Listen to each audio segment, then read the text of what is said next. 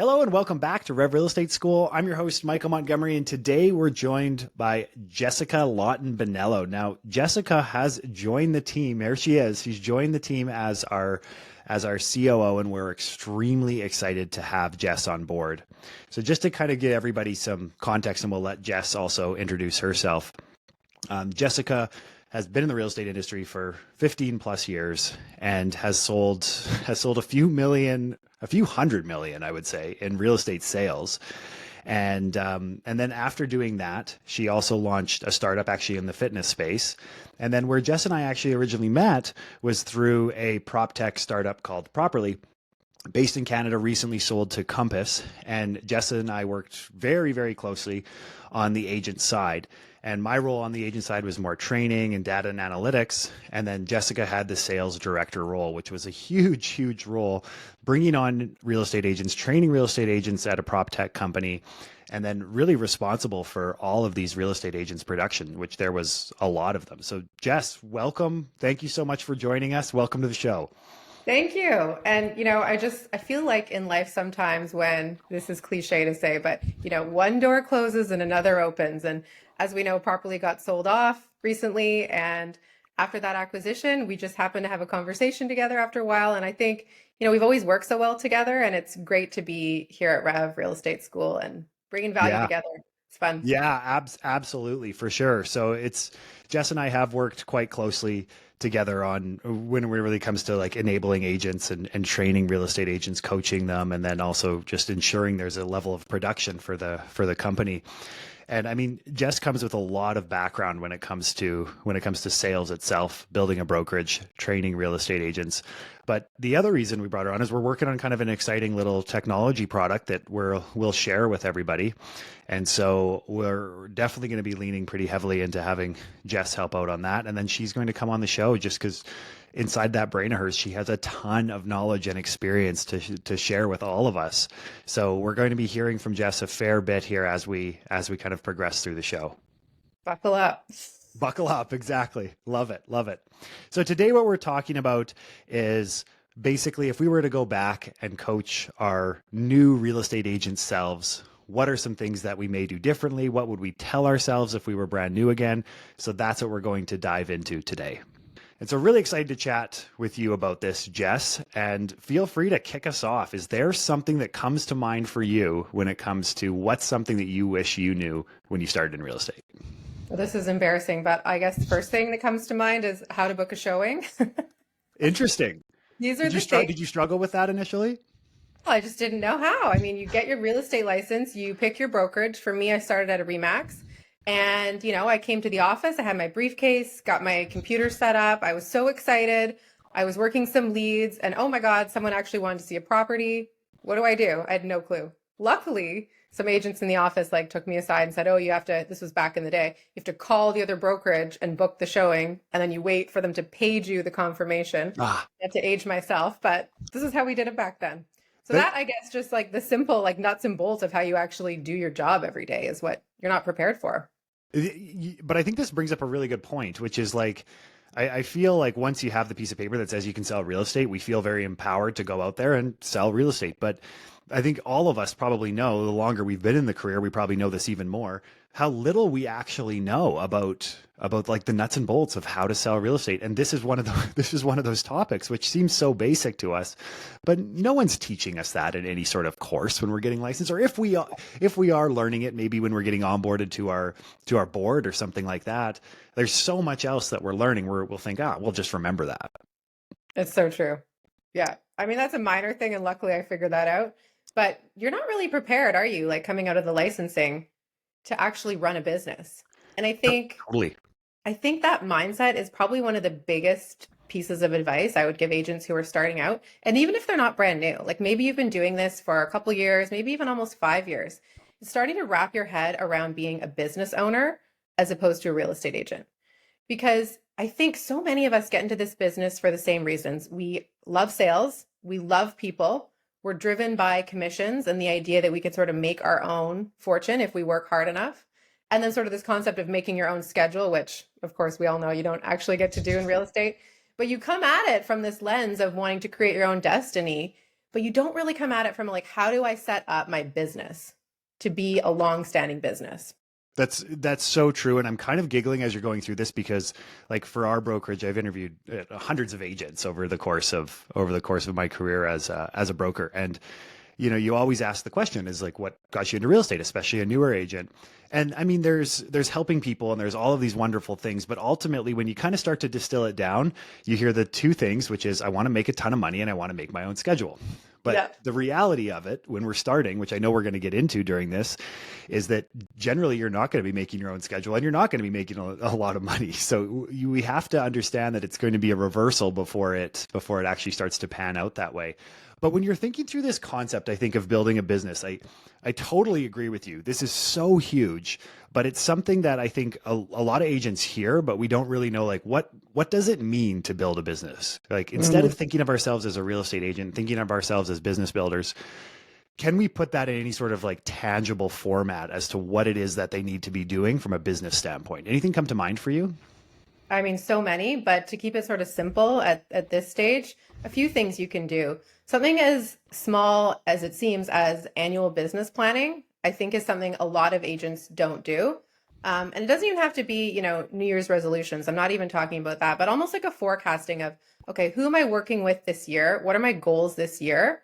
And then working backwards. And I know you do a lot of that with your coaching, with your Rev Real Estate, our Rev Real Estate Yeah, there you clients. go. We gotta fix the language around that. But yes. But it's sort of working backwards, right? It's, maybe your goal is a commission oriented goal. So then if you need to make X amount of money this year, that's what you want to do. How many deals do you have to do to break that threshold? And then how many clients do you have to secure to do that many deals? How many people do you have to talk to get that many clients? And for those of you who are interested in doing this in a bit more formalized way, like we can help you with that at Mhm. Rev, absolutely. But even just taking pen to paper and writing down some of those goals, you can even break it down quarterly if a year sounds like it's too far in the future for you. But you really got to break down your activities. You're understanding like what are you doing each day to get you to your week, your month, your quarter, your year's goals. Totally agree. That concept, I think, is it's so easy to forget about because what you said is there is the business planning side, but there's also the forecasting side. Like, realistically, what are we, and this is what companies do. They're like, realistically, generally they have a goal that they want to aim towards, and then they have kind of a worst case and they have a best case, they have a medium case. And I mean, we may not go into that level of detail that, like, a massive publicly traded company would go through. But what I'm hearing here, and that I think so important, is we have a goal and then we have to reverse engineer this goal. Mhm. And this is, I think, why goals oftentimes are so painful for people to go through, because they set, whether that be an income goal or a fitness goal or something like that. But then there's not like the distillation to what does that mean on a day over day basis, right? Like, what does it actually mean if our goal is to do 20 deals this year and we have two people in the pipeline? How do we actually start to reverse engineer that? But the funny thing is if you talk to agents and you're working through this with them, they'll often come up with the answer. So I think a lot of us probably know how to do this. We just have to start to distill this down to what daily actions. I also love quarterly, by the way, Yeah. because I feel like within another thing that this is something that I didn't do initially, is just thinking through our real estate growth somewhat from an experimenting standpoint. And usually when you're starting a company, you're experimenting, right? You're seeing what's working, what's not working. Let's double down on what's working. Let's figure out what sort of value proposition that we have in the marketplace and differentiates us from other people. And in real estate, we kind of just jump in and we're like, hey, let's post on social media and let's run some ads and let's get some leads. And we don't really think through actually experimenting. And then oftentimes when we're not thinking from an experimenting mindset, we also get really down on ourselves. So we're like, this Mhm. isn't working. Real estate isn't for me. Well, no, like, this strategy may not be for you, but something else could definitely be for you. And it's about honing that as well. It's such a good point. And getting down on ourselves is another thing that I think comes up because you hear no so much as you're starting your real estate career. And actually, probably forever, really.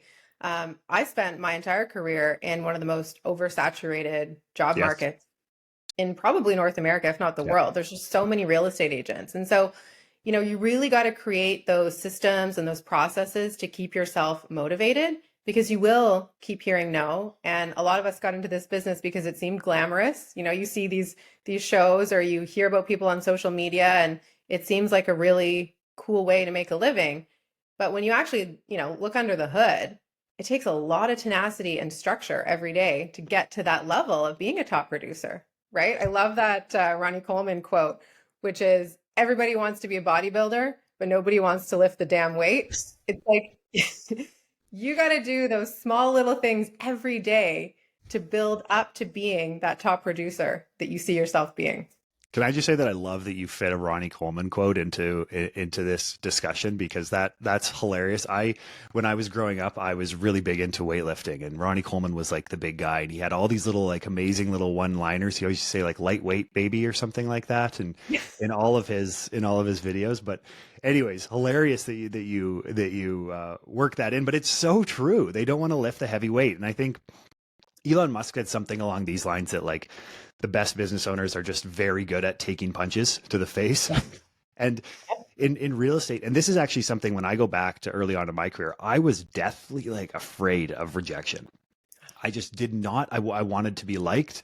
I probably have a lot of work to still do on that as far as wanting to be liked, but I used to never take action solely because I didn't want to feel the rejection. And then this thought kind of came into my mind later on in my career, which is like, okay, you can either take the uncomfort of potentially getting rejected, maybe not even getting rejected. You can take that discomfort, or you can take the discomfort of potentially not having any income come a year from now.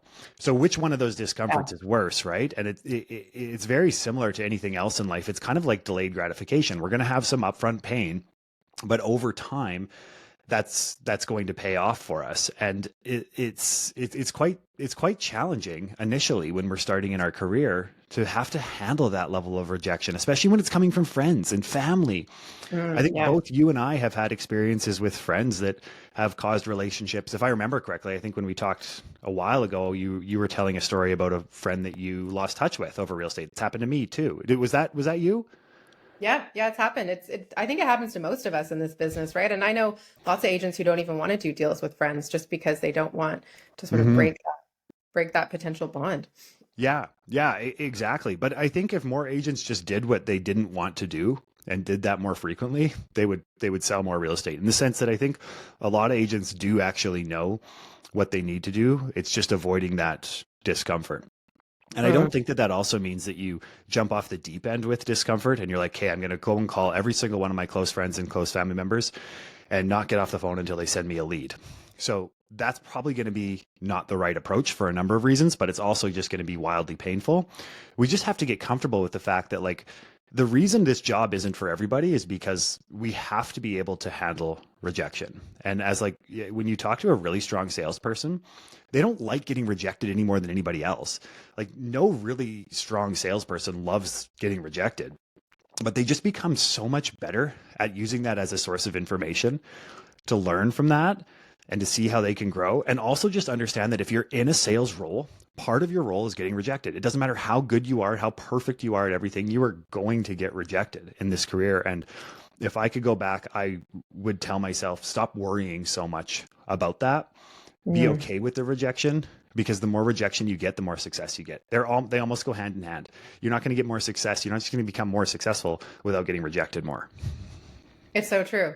I remember, walking into condo lobbies 15 years ago, and there would be 5 agents plus me waiting to go up one at a time and give listing presentations to the owner of this condo. And only one person was walking away from that listing. And so sometimes I got it, sometimes I didn't, but I really tried to take that no that I got from somebody and figure out like why, like what was it about my presentation or my energy that day or the way I answered a question that left doubt in the owner's mind, and like, what can I do better next time? So having, I think, some self-awareness around that no, treating it as you've said, like a data point rather than a personal rejection, so that next time we can do better. And I'll take it even a step further. If you have the balls to do it, ask that owner, like, what happened? Like, would love the opportunity to meet with you next time you have a property to sell. Like, any feedback for me? Take that feedback. Yeah. And there's a couple of ways to ask for feedback, but I think most people are pretty open to giving it if we ask the question in the right way. And one thing that I just tend to say at the end is, I say I'd love to get some feedback just so I can help myself always always continue to improve. And when you frame it like that, oftentimes they'll give you feedback. Sometimes when you say, hey, can I just have feedback? Sometimes I get kind of these like fluffy answers. Mm. The other way that I love to ask for feedback, it works in a real estate sense sometimes, but not always, is asking them, if you were doing this, what would you have done differently? So if you were giving the presentation to me, what would you have done differently? Sometimes that, depending on the personality type, that can offer a lot of really interesting insights because you're just asking for feedback, but what would you do differently kind of helps them, I think, get to a point where they can provide us with feedback. But at the heart of this is it's a data point. And in Yeah. sales, like this is just part of the process. We've all been rejected. You and I have been rejected in very, very rough circumstances and called everything under the sun. And it's not fun. It never is, but we have to be able to be resilient and bounce back from that. And usually that comes with time, but I would coach myself from a younger age to not worry so much about that. Like the more rejection you get, the more successful you're going to be. It's so true. Yeah. And, if you don't have that internal motivation, you have to find a way to create it or get a coach, a Mhm. mentor, like someone that can help you deal with that and help you build resilience if it doesn't come naturally for you, because it Mhm. doesn't come naturally for everyone, but it is like an intrinsic skill if you want to be successful in this business. Totally, totally. Couldn't agree more. And it's one of the harder skills to actually acquire because it's a little bit more, it's not as like technical. You're not learning about a property. It's more about personal and handling your own emotions. But the other piece to this, and this is one thing that oftentimes I'll say to agents that are going through this and maybe getting rejected or concerned about being rejected, is just focus on what you can control, which is the inputs and not the outcomes. And I know we've talked about this on the show before, but you can't really always control the outcome. I say really because sometimes how we present ourselves can, of course, contribute to the outcome. But ultimately, all we can really control is our input into this business. We can't always control the outcomes. And if we just focus on the input side, let the outcomes fall where they may, and you just focus on that level of the input, you're going to see so much more success than if you're just I need this listing. I need this buyer. I know they're interviewing 3 other agents. And I need. You don't. It's just, what can you control in this circumstance? Same thing when we have a listing that isn't selling. What can we control and what can we not control? We can't control the market. So focusing on these inputs over the outcomes. So true. Yeah. Yeah. I mean, when you said that, I even thought like, don't sound desperate. That's gonna, people can smell desperation when you really need the listing, Oh right? yeah. Yeah. Yeah, for sure. And I mean, it's an empowering place, I think, to be in, where you're okay to walk away from the listing. And I don't think it's a matter of where you are in your business. Although I will say this, I think if you're early on in your business, you should focus probably more in almost all cases on quantity over quality. And what I mean by that is you should be focused not on like trying to find the best, most impactful group where you're going to get the most number of referrals and researching that for 3 months. You should just be going to as many possible events as you can. You shouldn't be focused on trying to find the perfect social media post and the perfect video. You should just be recording videos and posting. And you shouldn't also Yeah. be focused on finding like the highest and best client for you. You should just be focused on the fact, if you got a client, give them the best possible service you can. Doesn't matter if it's $100,000 deal or a $4 million deal. You just do the best you possibly can and focus on quantity over quality. And then as you scale with your business, quality becomes a lot more important. But initially, just quantity. Just get the reps in all facets of real estate. Yeah. And just talk to people more, like as Yeah. many people as you possibly can. That brings up a good point, actually. This is one that I put on my list.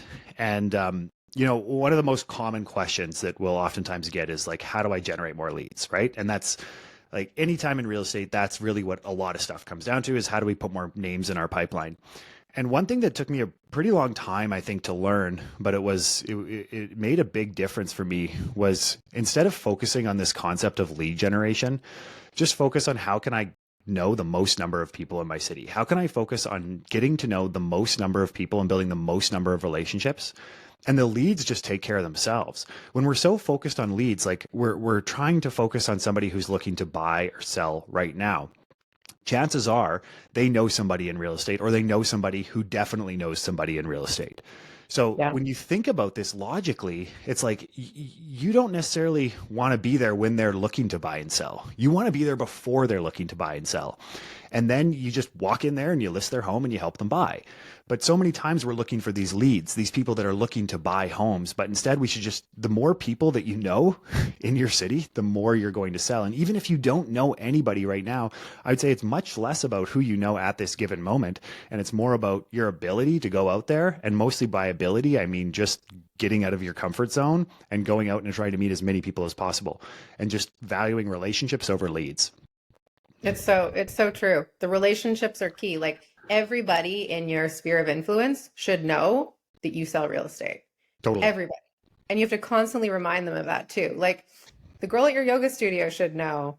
The, person at the grocer that you buy your fresh fruit from every day should know. Your friends should know. Like, and don't be shy about talking about it.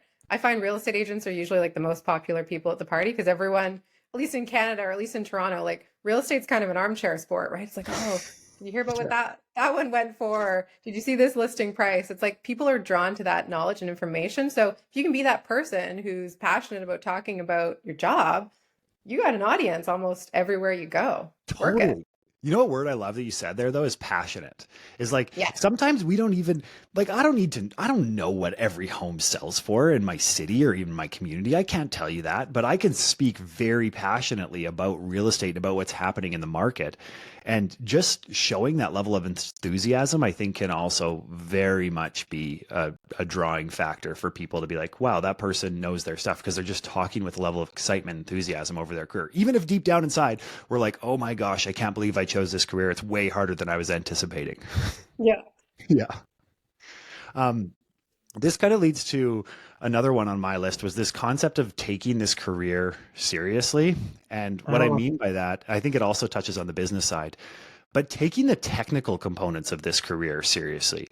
And I think I see this all the time in real estate that we're not really incentivized as like commission salespeople to improve our skill sets. We're so focused on lead generation the and we're next not, deal.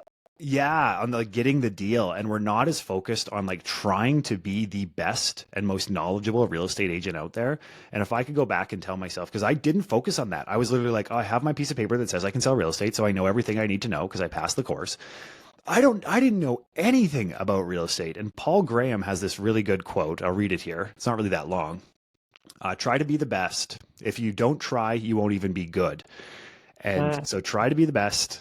If you don't try, you won't even be good. And Paul Graham, he's a technologist. He started Y Combinator, which is a massive technology accelerator. And then Sam Altman, who started OpenAI, worked underneath and worked as the president of Y Combinator. So this guy like really knows his stuff. And I thought this line was just so good. Is it also speaks to the competitive nature of real estate, right? Like we need to try to be the best we possibly can in this career. yeah, and like what are you good at? Like there's something about you that's going to draw people to you or your skill set or your expertise. Like what is it? And hone in on that and build on that and work on it every Mhm. week, in some little way. Yeah. And let me ask you that. So what were your, I know you're not transacting as much anymore. You're definitely more on the leadership side, but when you were transacting, what was it that you had? What was the edge that Jess had potentially over the competition out there? I think for me, like the biggest sense of accomplishment I had was that feeling when someone walked into a house and said, "Yep, this is my home." And then I'm thinking, "Okay, I'm going to get you this home." And a lot of the times, you'd be up against 20 different people, but seeing like the life that this home is going to bring to that family that you're working with was just so valuable to me and so motivating. And so you really want to make that dream come true for someone. Like it sounds cheesy, but it's like, what can I do to sell my clients and to be as effective as possible and to win this bidding war so that I can help them raise their kids in this home because now they've visualized this. So for me, that was always huge. And of course, for the most part of my career, I loved winning. Like I want to get that deal done. Like you get a high from winning, right? Yeah.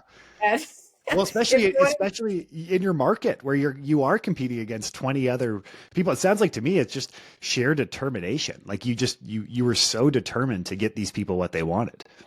yeah, and determined to win a listing or determined to get the best price in a building. That was always another one of my goals. Like I'd look around, I'd figure out what I think the house is valued at or the condo, and then I'd say, okay, I'm going to break that record. And I would never overpromise it to the client, but I had this need in me to outperform that last best sale. I always wanted to achieve the absolute best outcome for my clients. And so I would always want to go to that extra step for them. That's interesting. So you had kind of an internal goal, but you presented a different number to a seller. Like you had the goal that you wanted to get above that number. And I know in your market, extremely competitive, but would you say, hey, your place is probably worth around 800, but in your mind, you're like, I got to get them 900? Depends on the property. So, and it depends on the market, right? Yeah. Because the Yeah. micro market of that neighborhood or that condo and then what's happening, macroeconomically matters. But let's just say it was a condo and I looked at the last sale and okay, in most condos, it's a stack. So if you have this '03 one in Den, well, you can see exactly what the other one '03s have sold for. But let's say it sold for 800. I would want more. And so what could I do as a salesperson to push the other agents, market it effectively, really work the negotiations to achieve more than that 800? But when it comes to sort of pricing with clients, I mean, we could talk about this all day. I would usually give ranges of value, sort of like best outcome, what we'd be happy with, and if the sky was to fall, where do I think we would land? Just to set expectations. What I always strive to do was over deliver, but under promise. Yeah. Because there's nothing worse than being that agent who walks into the room, promises the sky, the moon, and the stars, and then can't get it. Like I will never put myself or my client in that position. Yeah. And you know what? I think a lot of that, the challenge I think with that I hear from a lot of agents is like, okay, well, if I don't come in and tell them their place is worth more than agent B, I'm not going to get the listing. Yeah. And that, It's a I mean, good line with this. what's that? You have a good line with this. Oh yeah. Well, yeah, this line, and I know I've probably mentioned it on the show before, but trying to get clients' minds basically away from this concept of pricing and marketing and towards like what it is that you're really hiring me to do. And so I have this line basically when I'm discussing with a seller, I just simply say to them is, I always recommend that they interview other agents. I think that instills confidence in them, in me, when I actually make that suggestion. I know other agents don't tend to do that. They want to get the listing contract signed at the spot. I don't. I personally would much rather you interview a few agents, and I want to be the one that actually brings that up. So when I say that to them, I'll say, when you're selecting, choose an agent that you want to be working through problems with at 11 p.m. at night. And then I get into the fact that, you could talk to 5 different agents and 5 different appraisers. You're going to get all sorts of different numbers. Ultimately, what's going to determine the value of the home is going to be the market. All we're doing here is we're making suggestions based on historical sold comparables. So that's really what we're doing when we're doing a CMA. We're just making suggestions based on historical sold comparables. And then from there, when it comes to marketing, I always just assure them that your place is going to look absolutely stunning. And we have the team in place to do that. And I also offer them, I say, like, we can go into more detail on everything marketing related. I give them a booklet with marketing, and I touch on a few high level features that I think differentiate us. But other than that, I say, do you want me to go into more detail with marketing and signage and print marketing and things like that? And almost always, actually, I don't think I've had one person in the last however long say, tell me more about signage. No, like they're just like, oh, we'll read through it. If we have questions, well, I've already hit my main points, and I've already put into their mind that they want to choose an agent that's going to solve problems. Like that's really what we're doing with them. We like differentiating on our marketing. There's a lot of great marketing that goes on, but can we as real estate agents truly say that, our social media strategy and our video strategy is truly going to get them more money? And I find that honestly to be that's hard for me to say with full confidence that an agent can market a home and it's overpriced and it still sells. Buyers are smart. We can't think that buyers are just going to offer based on a marketing strategy. And that's not suggesting that we just do a really poor job at marketing. We have to do a good job at marketing because we do want to present the home well. But ultimately, that marketing, I don't know if that's enough to really move the needle ultimately and sell an overpriced listing. So I find it hard to suggest it, I guess. Well, and that's so true. Like the problem solving quote, that's what you're going to be doing. And that's what you're going to be spending. That's who you're going to be spending a lot of time with. I used to say something similar to buyers. It's like, you're going to spend more time with me than your best friend in the next few months. So let's hope we really like each other.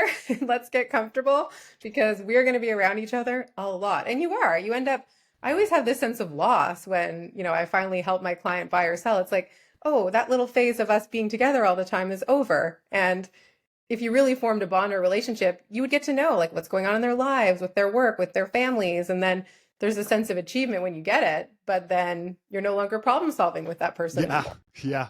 You know, you bring up a good point here, though, and this is one thing. This is another thing that I struggled with early on in my career.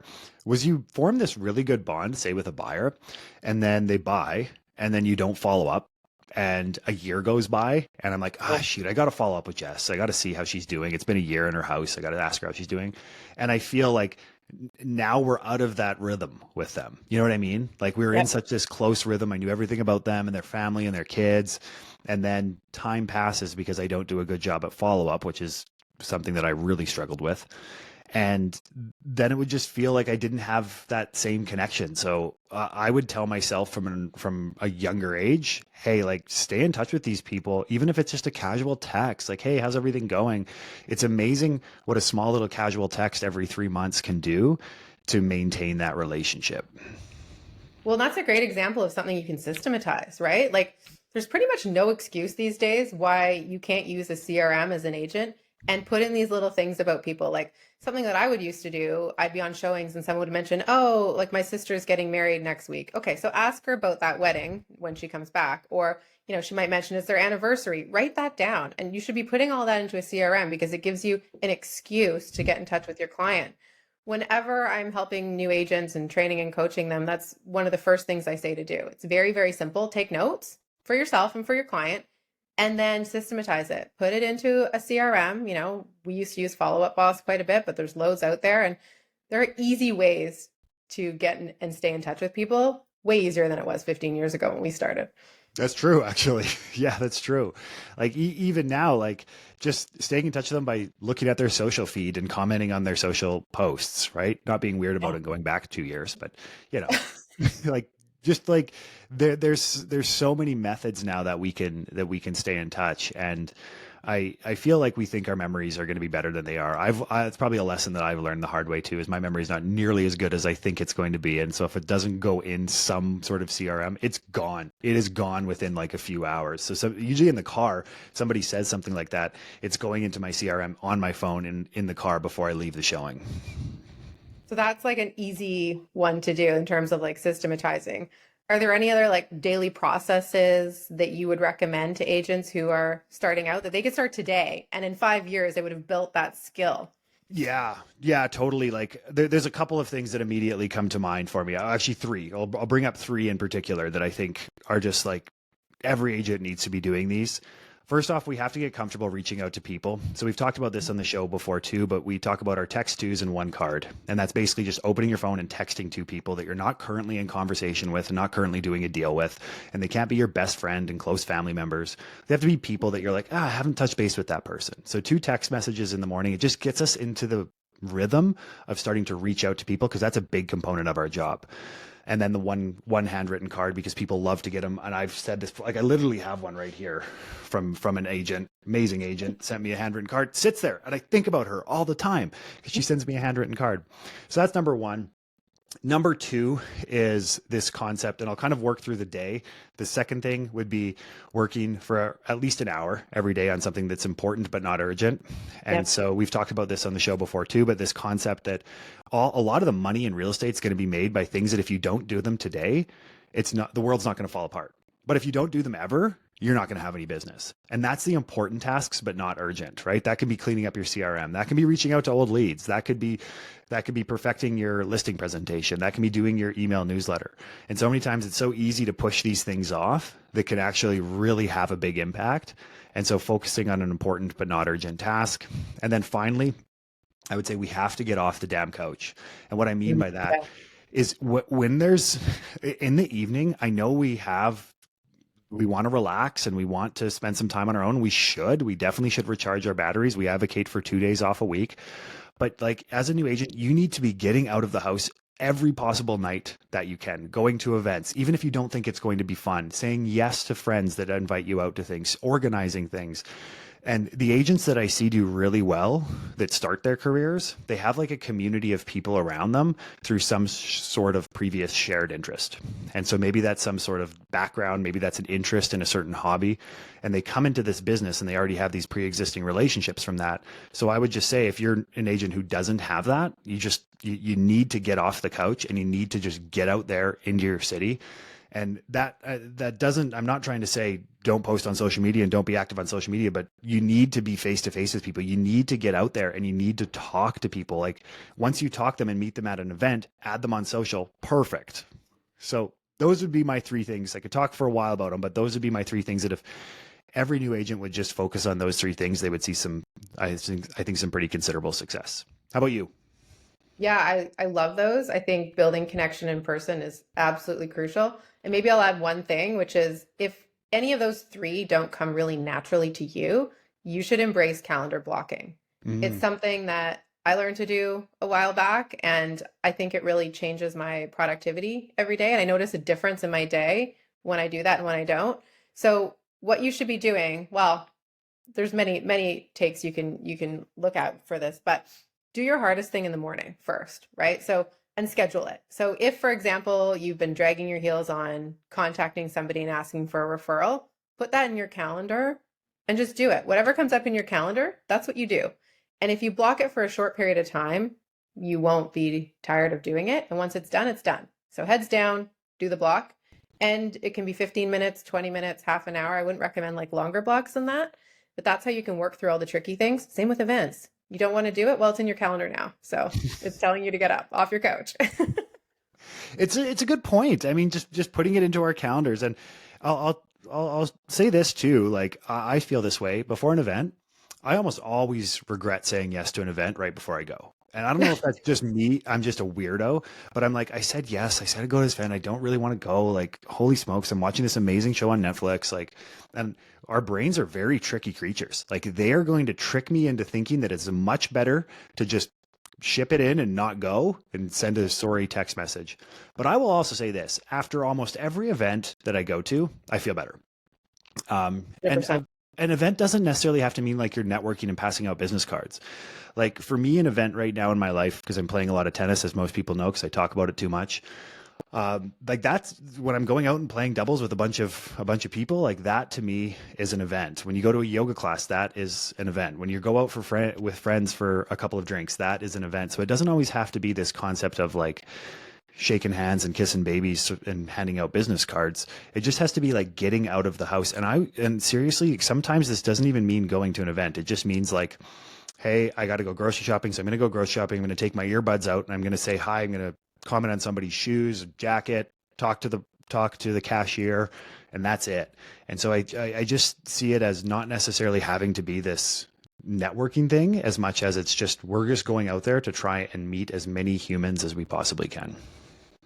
And all of that could feel uncomfortable. Yeah, And I think probably like will. that's kind of been the theme here, right? Like even when you are an established real estate agent, you're going to be uncomfortable a lot of the time. And reminding yourself that, going to this event you didn't feel like going to, or introducing yourself to somebody that you don't know yet, or, reaching back out to that past client, whatever it is you feel uncomfortable doing, you have to just remind yourself that biologically our brains are hijacking us to stay comfortable. Your Totally. brain wants you to stay comfortable. It's easier, it's a pleasant place to be. But if you want to grow as a person and as a real estate agent, you have to step out of that and you Mhm. have to be uncomfortable. That's such a good point. That's such a good point. Our brains play these tricks on us, don't they? And I guess I have kind of one other question for you when we're talking about this event and stuff. Because sometimes what I get for pushback, and I understand the pushback, is that hey, Mike, you're turned into an old guy, old school real estate agent, and nowadays all the connections are made online and through social media and YouTube. And I don't want to downplay those because those can be very important sources of business. But how would you kind of walk an agent through this dichotomy of meeting somebody in person versus focusing on social? And maybe they're not mutually exclusive and maybe they don't have to be done separately. How would you think through that tug of war that agents have right now? I think you should do both, but I think what you should do is, again, time block your social media time Yes. and systematize when you're posting. There's lots of applications you can use out there to plan content ahead of time. Like you shouldn't be spending hours a day, I don't think, willy-nilly on social media. I think it's best to get out there and talk to people face to face or make those phone calls or send a text message. But both are important, so plan for it accordingly. Like these 15 minutes you're going to text someone, these 15 minutes you're going to post and comment. And if you are on social media, you should be engaging, right? You don't want to just post a listing and expect that people are going to then call you. You got to provide value to people. Like, why do they want to interact with you on social media? Are you teaching them something? Are you making them laugh? Do you make them feel good? What is it that you're bringing to their day, and how do you stand out? So true. So true. I think like lead generation happens in the comment section and in DMs. Like that's Yes. where that's where leads come from. But I totally agree. And I think social media has offered this amazing way for us to nurture clients and nurture past clients and nurture potential future clients. But I have to say, if somebody connects with me on social, like the chances of me remembering you are probably pretty slim because it's just like there's a lot of activity on social, and that's how it's designed is to kind of keep us hooked there and get the next thing, the next new thing. But if I meet you in person, the chances of me forgetting you are very slim. And so I think that we should understand that there's power in both of these strategies. And I love how you said, like, we got to do both here. This isn't a one or the other. If you're going to if you're going to spend 3 hours a day focusing on your social, you should definitely have some time booked in to be going out and meeting people in person. I also think meeting people in person is your fastest way to get deals done. Like if you're saying I need deals now, though those connections almost have to happen in person. I mean, I know you can buy leads and you can go through that process, but I don't even think that that's a speedy way to garner a lot of leads. It's expensive, but it's not necessarily any faster than going out there and meeting as many people as you possibly can one week. And your chances of getting a deal done, fastest possible way is through that. Mhm.